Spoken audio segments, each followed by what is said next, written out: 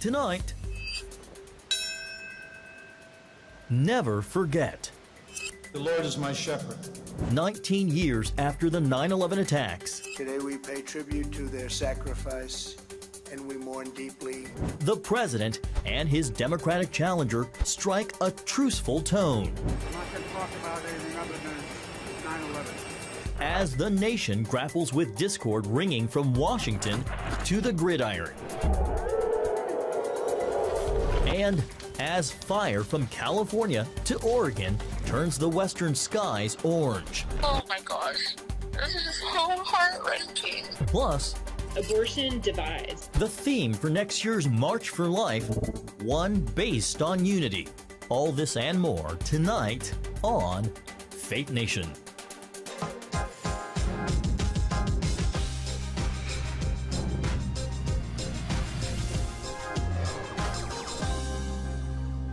Shifting political winds in the Middle East. Welcome to Faith Nation, and thanks for joining us. I'm John Jessup. And I'm Jenna Browder. Tonight, another Arab nation has announced peace with Israel. Bahrain becoming the fourth country to normalize relations with the Jewish state. President Trump hailed the deal as historic. CBN senior correspondent Tara Mergener has tonight's top story. Bahrain is the fourth Arab country to normalize relations with Israel in the push for Mideast peace. The president says it wasn't planned this way, but the announcement comes on the 19th anniversary of the 9/11 terror attacks. Like the UAE agreement, this deal will normalize diplomatic, commercial, security, and other relations between the two countries. Bahrain now joins Kosovo and Serbia, which announced their agreement to deepen ties with Israel last week. This is a big win for President Trump and a nod to his evangelical base, who were staunch supporters of the state of Israel. U.S. presidents have tried but failed to broker peace in the Middle East before. Now, just off the coast of Saudi Arabia, the island of Bahrain is among the world's smallest countries. In its 72 years as an independent nation, it has only reached peace with two other Arab states, Egypt and Jordan. Now, in just a month's time, that number has doubled. Bahrain is a close ally of Saudi Arabia, which is believed to have signed off on the deal. It's just a very historic day, a very important day, and so interesting that it's on 9/11. It's such a great time. We didn't know this was going to happen in terms of the timing, but it did happen, and we're very honored by it. Bahrain has increasingly relied on support from other nations as it struggles with its debts, particularly with neighboring Saudi Arabia. In that way, Bahrain has followed in lockstep with Riyadh, meaning any normalization with Israel likely got the kingdom's approval. The agreement does not address the issues of the Palestinians and further complicates the idea of a two-state solution. On Tuesday, Israel and the UAE will have the official treaty signed at the White House. John and Jenna.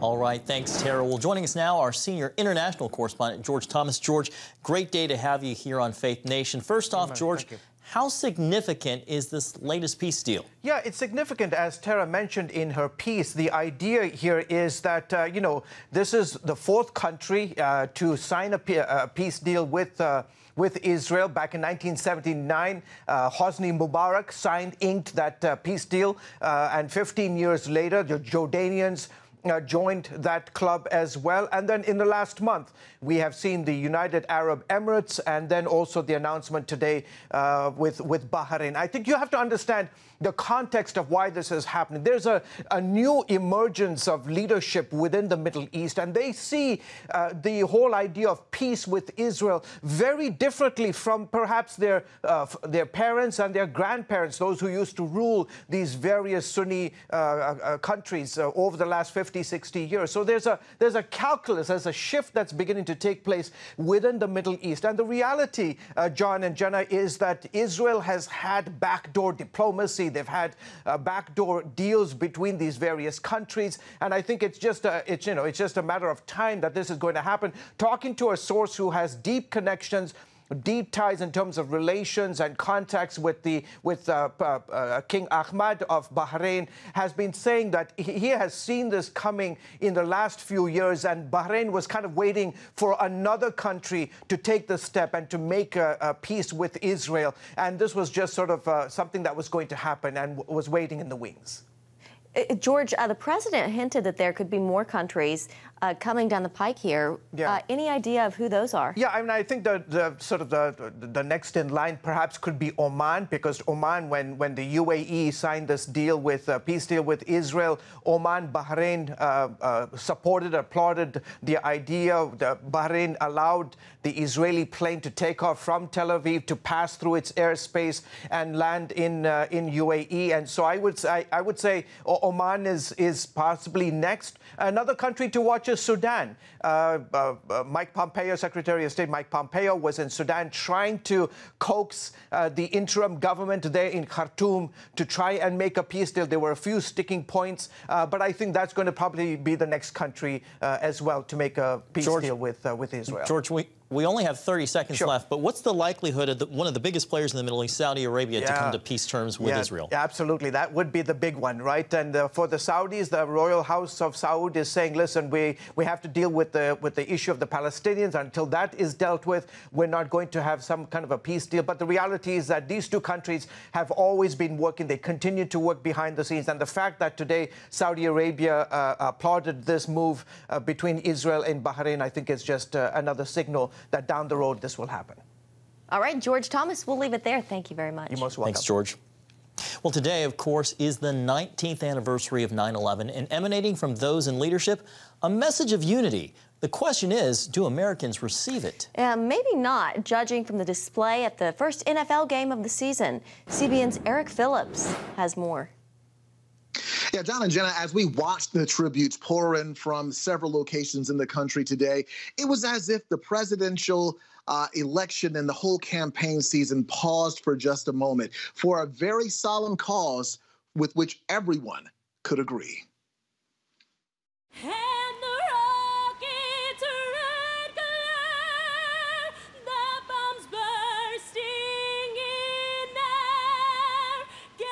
Tributes to 9/11 victims went forth from New York to Washington, D.C. to Shanksville, Pennsylvania. Michael S. Baksh, Sharon M. Balcom. And on this day, in the midst of an embattled election season, in the middle of a pandemic, signs of unity. Presidential candidate Joe Biden and Vice President Pence sharing a moment at one of the memorials. Biden making his intentions known at the beginning of the day. I'm not going to be making any news today. I'm not going to talk about anything other than 9/11. Vice presidential candidate Kamala Harris shared words of strength and unity during a tribute in Northern Virginia, talking about what Americans do in tough times. Because in times of tragedy, in times of despair, in times of suffering and pain, we, by our very nature as who we are, we stand together. President Trump was at the crash site near Shanksville, reminding Americans how they can help those still feeling the pain of loss. The agony renewed, the nightmare relived, the wounds reopened, the last treasured words played over and over again in your minds. But while we cannot erase your pain, we can help to shoulder your burden. Vice President Pence simply sharing a familiar scripture. The Lord is my shepherd. I shall not want. Thursday night, during the first NFL game of the season, fans booed the Kansas City Chiefs and the Houston Texans for standing together in unity. They decided to all take the field, both teams, to just take a moment to show the unity that they had in this fight for racial equality. And hearing boos was disturbing. It's like when that message gets booed, where do you go from there? According to our leaders on this day, you go to a place of togetherness and let that drown out the rest. We stand together, understanding we are all in this together. Just as we were in it together when it came to 9/11, we are in this together when it comes to the pandemic and when it comes to social justice challenges. It would seem that in these divided times, we as a nation need to find our way back to the unity we summoned some 19 years ago. John and Jenna. All right, Eric Phillips, well put. Thank you very much. And joining us now for our Faith Nation political panel, reporter for The Hill, Julia Manchester, and CBN's chief political analyst, David Brody. Both of you, good to have you. Happy Friday. So to Eric's point, 9/11 is a day of coming together for Americans and hopefully putting aside politics. But David, right now it seems like we are as divided as ever. What do you make of it? Jenna, we really are. I mean, it doesn't take a rocket scientist to figure out that things are not good in this country. Let's harken back to 2001 for a moment. You know, there were 9 out of 10 Democrats, almost 90% of Democrats approved of George W. Bush in the days and weeks after 9/11. Remarkable. I mean, can you imagine? Do you remember this? 150 congressmen gathering on the steps singing God Bless America. Could you imagine that today? AOC and Mitch McConnell holding hands? I don't think so. We've come a long way. But look, let's also remember with 9/11, everybody talks about this kumbaya moment. Less than a year later, George W. Bush's numbers with Democrats had plummeted, the Iraq War had started, and we entered a whole new phase. Julia, speaking of the divide in Washington and in Congress this week yet again failed to pass the next COVID relief bill. Who pays the political price for this kind of inaction? Well, I think that's the question everyone is asking. You know, President Trump is saying Democrats pay the political price because he claims that Democrats don't want to deliver fiscal stimulus right now, 2 months out of the election, because he says they don't want things to get better. They want voters to think that things in this country aren't going well. However, Democrats would say, look, the Trump administration and Republicans in Congress aren't bringing enough to the table. They're not willing to come to the table on this when they know what we want or what along the lines we want. So I would say both sides are definitely pointing the finger at each other, but we don't know what that will look like at the ballot box this November. We don't know how voters will blame, members of Congress as well as President Trump or Vice President Biden. You know, do they want to play it safe and stick with President Trump and maybe those incumbent Republicans and Democrats that are voting, or are they going to flip and say, look, we want something new like a Biden-Harris ticket and flip for another member of Congress? We don't know what that looks like yet. Well, David, the Trump campaign is pulling back on television advertising in key swing states. That's concerning a lot of Republicans just 8 weeks ahead of the election. What's the campaign strategy here? Yeah, John, why don't we insert a word there concerning traditional Republicans. Look, this is not a traditional campaign. This is not 1987 or 1988 when Michael Dukakis was running. I mean, God bless television, but the last time I checked, there's something called the internet. And that's exactly where Donald Trump and their campaign had a lot of success in 2016. That's what they're trying to do this time around. They also want to put a lot of resources into the ground game. We'll see if it works. It is a risky gamble for sure. Just a few seconds left here, but Julia, final question to you. Microsoft has issued a new alert. China, Russia, and Iran are all involved in new cyber attacks targeting these elections. How significant is that? It's very significant given that this is something the country has dealt with before just 4 years ago in 2016. So I think it signals what we were all waiting for other foreign adversaries to really take aim at our elections. I expect the intelligence community to really start to put their guard up ahead of November. All right, Julia Manchester, David Brody, we will leave it there. Thank you both. Have a great weekend. You too. Well, to the wildfires burning out west tonight. Yeah, the Northern California fire has become the state's deadliest of the year. And tragically, at least 23 people have died in the wildfires across California, Oregon, and Washington state as the flames still rage out west. Contributing correspondent Chuck Holton is there. I'm in the little community of Sugar Pine right outside of Yosemite National Park here in California, and we're only about 3 miles from the fire line of the massive creek fire that's been burning through this area. And there's only 4 families that live in this community year-round, and they've been calling in all the favors they can to bring in their friends to try to help them save this community, because if the fire makes it this far, it could do so in the next 24 to 48 hours. And so for the last last week or so, the people in this community have been working 18 hours a day to try to cut down the underbrush around their houses to try to save them from this fire. Thanks, Chuck. The group behind the annual March for Life announces next year's theme. That and more when Faith Nation returns.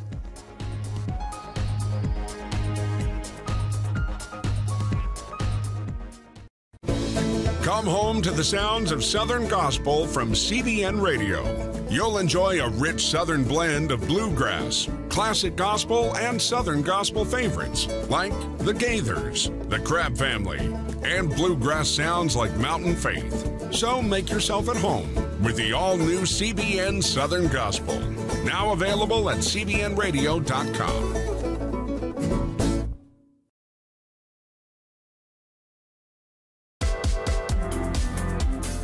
Meet the pastors who are preaching the gospel in a fresh, fearless way.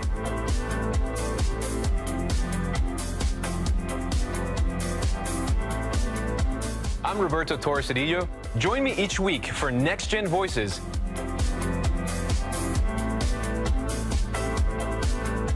And watch God transform a generation.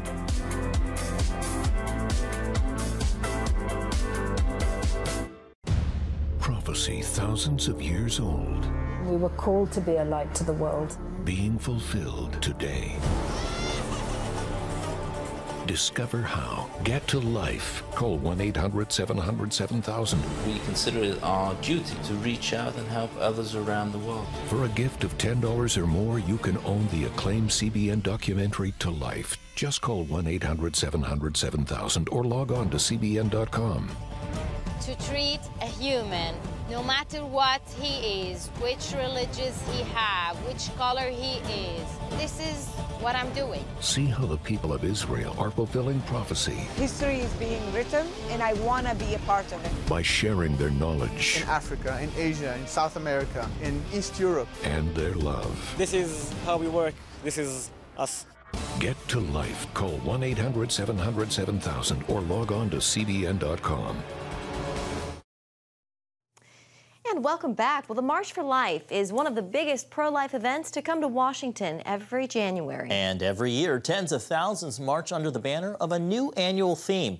And as CBN's Paul Strand reports, next year's is all about uniting. The theme for the 2021 March is Together Strong, Life Unites. It's a clear call for unity as the country faces one of the most divisive periods in history. Abortion divides. Abortion divides mother against child. Abortion divides mother and father, siblings from the child, and of course, love really from a culture. So abortion is divisive, and we are the opposite. We are about uniting, and we're stronger together. So together strong, life unites. The theme was announced in a 70-minute online event featuring pro-life leaders from across the spectrum, united by their determination to march together and save each and every life, including the unborn. Without life, no other rights matter. We hear about fighting for civil rights, and I'm 100% for that. But who deserves civil rights? The answer is very simple. Everybody. Everybody. Whether you're born, unborn, whether you're planned, unplanned, whether you're red, yellow, black, brown, or white, every human life deserves the most basic civil right. There's a song that I wrote for a movie called Unplanned, and it has the heartbeat of this event. And the heartbeat is that every heart deserves a chance to beat. And as far as God's concerned, there are no coincidences. There are no accidents. There's no such thing as unplanned. Though the March for Life is a secular event, a vast majority of participants are believers, and Mancini sees a spiritual component to this year's theme. The truth of the matter is that, you know, when you talk about division, really what you're talking about there is the devil. The devil is about division. Christ and Jesus are about uniting. We know that bringing people together is a healing thing for our culture in these days, and that it's a necessary thing. Next year's March for Life will be starting on the National Mall in Washington, D.C., January 29th. Just as they've done for the last 47 years, marchers will go from the mall up to the Supreme Court, where abortion was legalized in January 1973. Paul Strand, CBN News, Washington.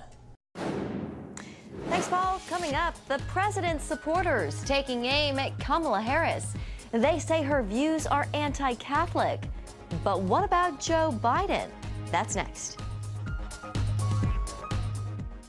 Too often, we carry baggage from our past. You know what it's like. It affects everything and everyone in our lives. It's always there, weighing us down and keeping us from achieving true happiness. But do you know God never meant for us to be trapped in the past? You can be free of your baggage. Learn how God's forgiveness leads to changed lives and new beginnings. Call the 700 Club. I'm Ephraim Graham, and this is Studio 5. Cruise with me as I discover the good things happening in the world of music, sports, television, and movies. The fact that Ryan Coogler was going to be directing the film, I knew that something special was going to happen. We'll chat with artists at the forefront of entertainment and explore the connection between popular culture and faith. I asked my pastor, I said, well, does that mean I'm supposed to be a preacher? He says, well, no, you already have a pulpit. Watch Studio 5, Wednesday night at 9:30. Tikkun Olam. This is our nature as a country. To make the world a better place. Literally, we felt the earth shaking. The Christian Broadcasting Network presents To Life, how Israeli volunteers are changing the world. This film needs to be seen by everyone. I was in tears. Now you can own the inspiring documentary To Life on DVD. There is blood on our hands if we know and we walk away. I'm so grateful that this film was made. To Life can be yours for a gift of $10 or more. Call 1-800-700-7000 or log on to CBN.com. We know that every minute counts to save life. It'll bless Israel, but it'll also bless all the friends of Israel. Discover the untold story of how Israeli volunteers are making the world a better place. Call 1-800-700-7000 or log on to CBN.com to get your copy today. Tonight, the battle for Catholic voters is heating up. Both President Trump and Joe Biden working to swing a small but significant section of white Catholics in battleground states. As a Catholic himself, Biden's candidacy is inherently attractive to some Catholic voters. President Trump's campaign, though, is going after his running mate, painting Kamala Harris as anti-Catholic for her stance on abortion and LGBTQ issues. Well, here now for more on Kamala Harris and the Catholic vote, Father Thomas Reese, a Jesuit priest and senior analyst at Religion News Service. Father Reese, it's always great to have you back here. You know, the recent Supreme Court term had a case involving educational funding and the Blaine amendments. I wonder if you can talk about the history in American politics of playing the anti-Catholic card. Well, anti-Catholicism has sadly been part of American history for a long time, back to the 19th century at least, where in an election they were condemning the Democratic Party as being the party of Romanism and rebellion. And then, of course, in 1928, when Al Smith was nominated as the Democratic candidate, he was flooded with anti-Catholic propaganda against his running for president, saying that if he became president, he'd bring the Pope over to the United States. So this has been alive and well, even into the 1960s with the candidacy of John Kennedy, who was very strongly opposed by a coalition of Protestant ministers, including Norman Vincent Peale and Billy Graham. So it's part of our history. Yeah. And to your point, back in, it was 1960, JFK gave a speech at an Al Smith dinner where he made clear that he would not take orders from the Vatican. Father Reese, does Joe Biden have to pass that same litmus test in 2020? Well, I don't think he's being attacked. No one thinks that he's going to take orders from the Vatican. I think that Joe Biden has a very strong Catholic faith. He talks about it. He carries a rosary in his pocket all the time. He talks about being educated by the nuns and talks about the great work that they do, in education and in healthcare and in charities. So he's very committed to his Catholic faith, but nobody believes that he's going to take orders from the Vatican. Father, so his running mate, Kamala Harris, critics point to her 2018 questioning of Judge Brian Bisher when he was nominated for a district court appointment. She noted that he was a member of the Knights of Columbus, which opposes abortion. Does Harris's stance on abortion and gay rights make her anti-Catholic or at least unfriendly to the faith? Well, I think, you know, someone can disagree with you about your positions on public policy without being anti-Catholic. You know, frankly, if a candidate or a nominee was an atheist and held the same positions, was against abortion and was against LGBTQ rights, Kamala Harris would have given them just as bad a time in the discussions when they came before the Senate Father committee. Reese, we hate to cut you off. We are out of time, and we'll be back right after the break. It's the new Superbook Bible app. It's packed with games, activities, and Superbook episodes that you can watch for free. Oh, no! There's trivia, a fun daily devotional, and answers to your Bible questions. Plus, an easy-to-understand Bible the whole family will enjoy. You can even create your own Superbook character. Ta-da! It's the new Superbook Bible app. Free downloads on iTunes, Google Play, and Amazon.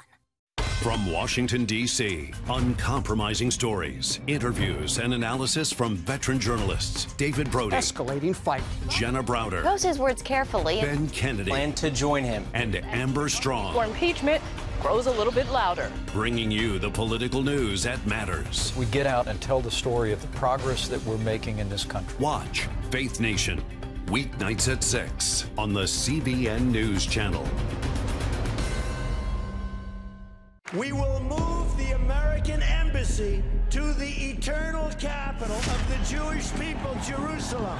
As the nations rage, you can stand with Israel. History is being written, and I want to be a part of it. Call 1-800-700-7000 and get to life. This is our nature as a country. Discover the untold story of how Israeli volunteers are changing the world. We consider it our duty to reach out and help others around the world. For a gift of $10 or more, you can own the acclaimed CBN documentary To Life. To treat a human, no matter what he is, which religious he have, which color he is, this is what I'm doing. Support Israel in their time of need. Get to Life, now available on DVD. Call 1-800-700-7000 or log on to cbn.com. And I wish that other people throughout the world could see this side of Israel.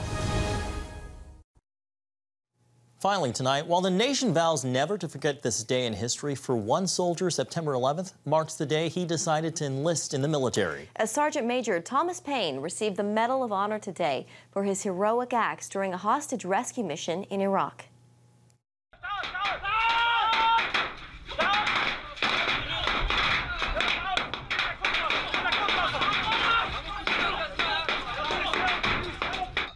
Paine and his team rescued hostages from an Iraqi prison compound in 2015. Paine is the first living Delta Force member to receive the Medal of Honor. A day we certainly will not forget. Yeah. Thank you so much for watching Faith Nation. Have a great weekend.